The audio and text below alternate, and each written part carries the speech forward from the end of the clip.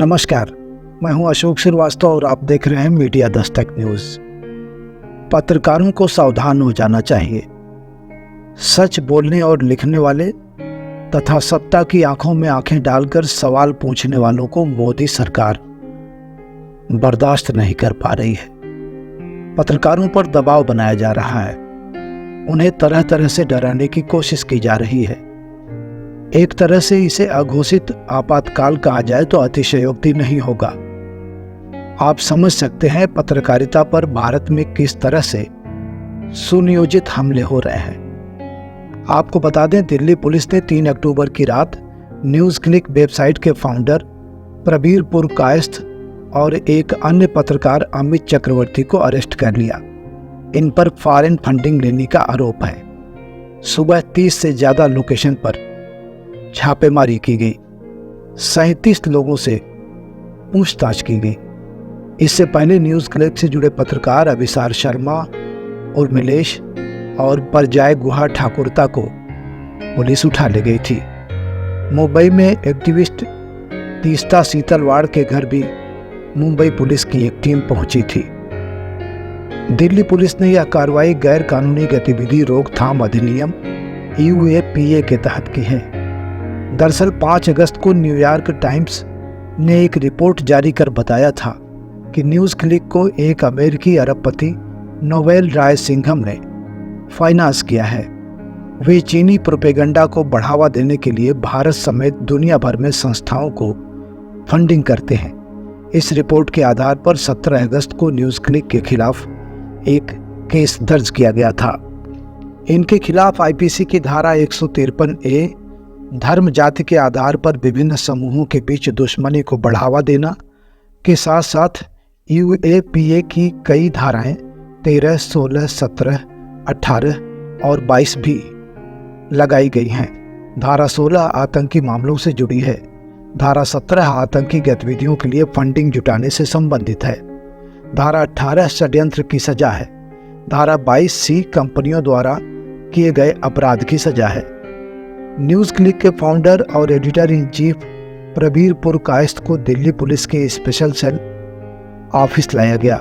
Social activist Teesta Setalvad news click website के लिए अक्सर आर्टिकल लिखती हैं।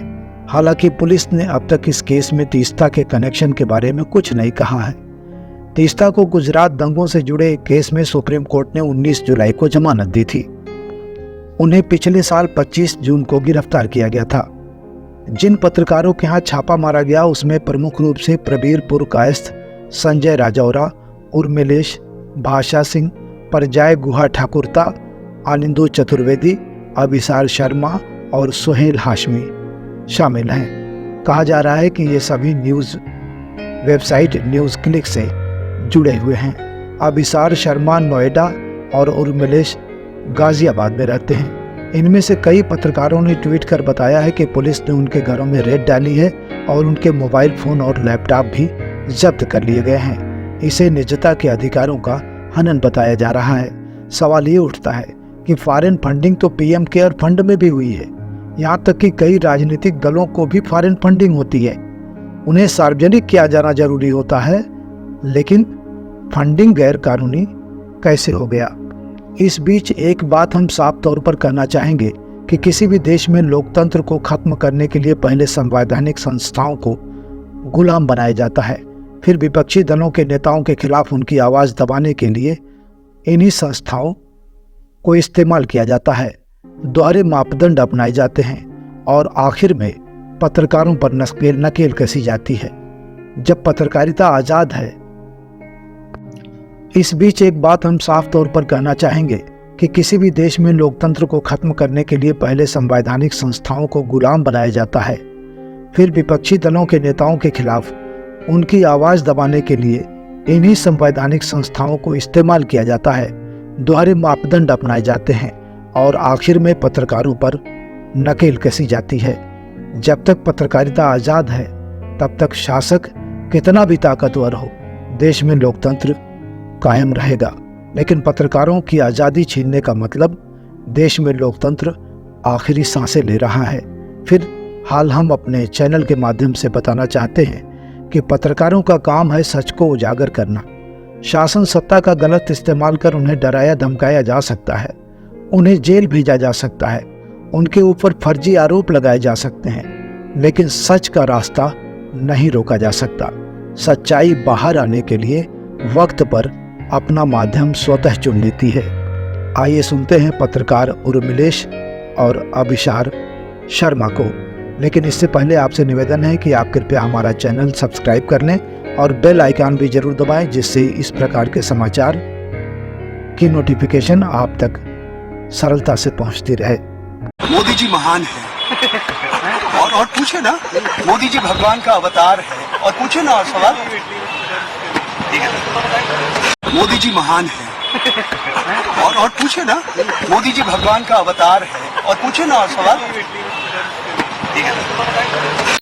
आज मुझ पर लगे एक एक झूठे आरोप का जवाब, आज मुंहतोड़ जवाब भारतीय जनता पार्टी के विवादास्पद सांसद निशिकांत दुबे का, जिसने मेरे बारे में संसद के अंदर खड़े होकर झूठ बोला।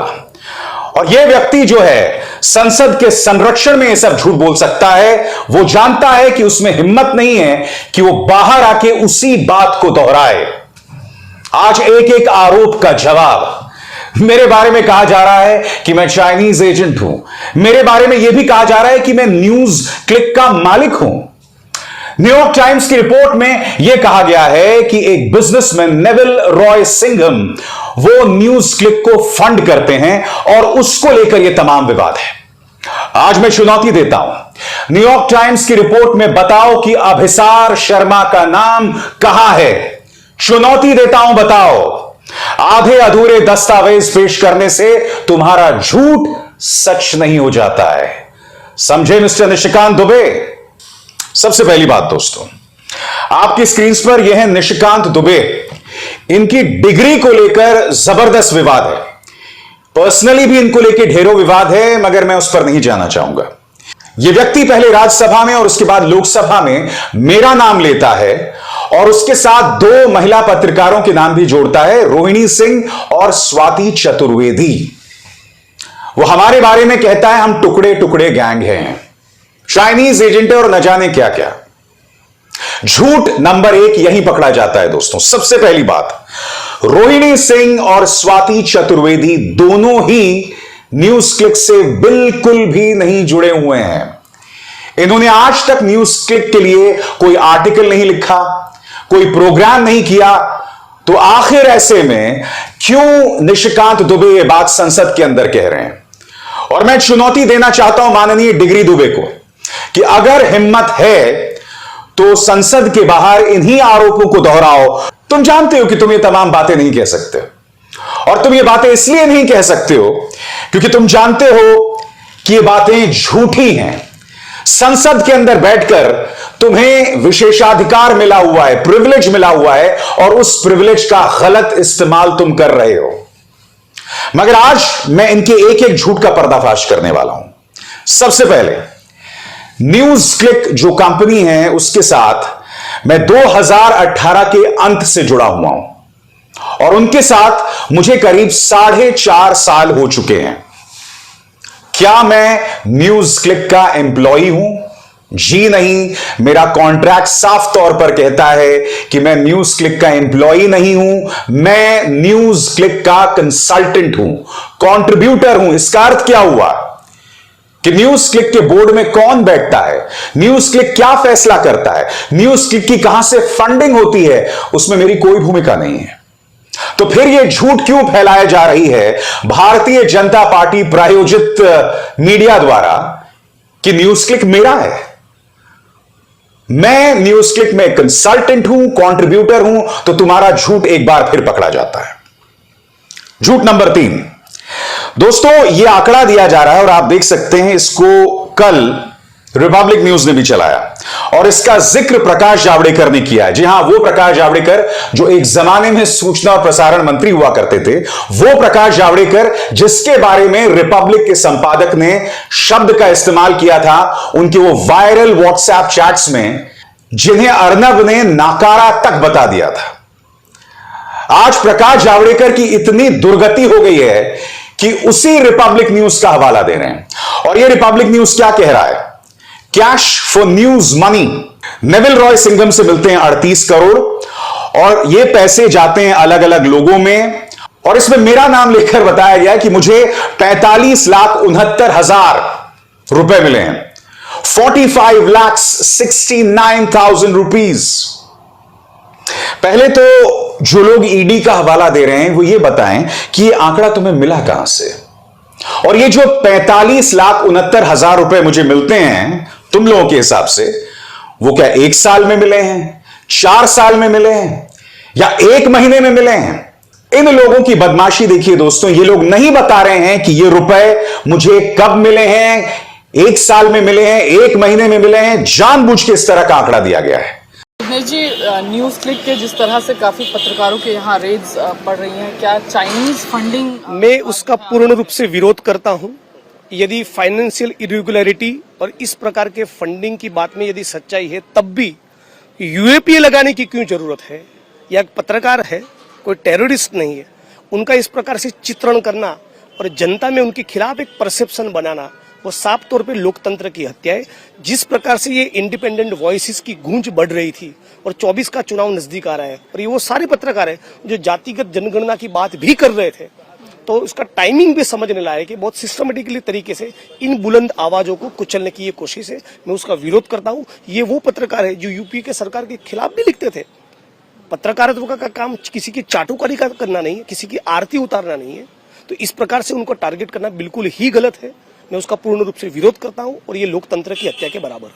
इंट्रोडक्शन कर रहे थे, उसके बारे में मुझे नहीं लगता कि अभी कुछ कहना चाहिए, लेकिन मैं ये बात कह सकता हूं कि वो लोग जो भी इल्जामात लगा रहे हैं हम जैसे लोगों पर, पत्रकारों पर, जो फ्रीलांस जर्नलिस्ट है, जो बिल्कुल निराधार बेबुनियाद राजनीतिक द्वेष और राजनीतिक मंशा से प्रेरित है, इसको कहने में मुझे तनिक भी कोई भी संकोच नहीं है।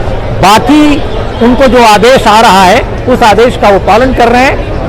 मेरा जो ज़मीर है मैं उसका पालन कर रहा हूँ। मेरा ज़मीर जो मुझे कह रहा है वो मैं कर रहा हूँ। मेरी पत्रकारिता मेरा ज़मीर है और मैं किसी और के लिए जिम्मेदार नहीं हूँ।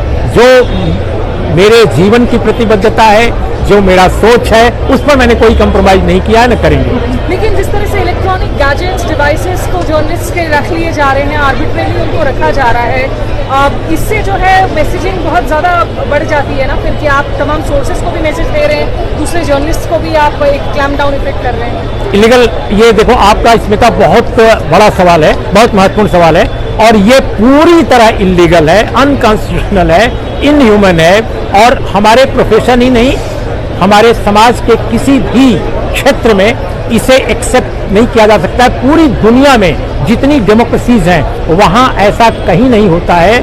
ये जो जैसे मेरा सब कुछ ले लिया गया, मेरे पास कुछ भी नहीं बचा है, तो ये प्राइवेसी का ही नहीं है, हमारे समूचे प्रोफेशनल लाइफ का सारा कुछ जो है वो आप ले रहे हैं। आपका कोई अधिकार उस पर नहीं है। आपका अधिकार सिर्फ यह है कि अगर किसी व्यक्ति ने कोई गड़बड़ी की है उसकी आप इन्वेस्टिगेशन करें, उसकी आप पड़ताल करें, लेकिन आप उसके सारे के सारे चीजें आप ले लें तो ये तो बिल्कुल गैर कानूनी है। लेकिन इस देश में गैर कानूनी होना ही आई थिंक प्रशासनिक सेवा का हिस्सा बन गया है। ये बहुत दुखद है। सर, एक आखिरी सवाल आपसे जानना चाहूंगी कि आज की तारीख में एक न्यूज रूम के खिलाफ आतंकवाद के चार्जेस लगाए जाते हैं,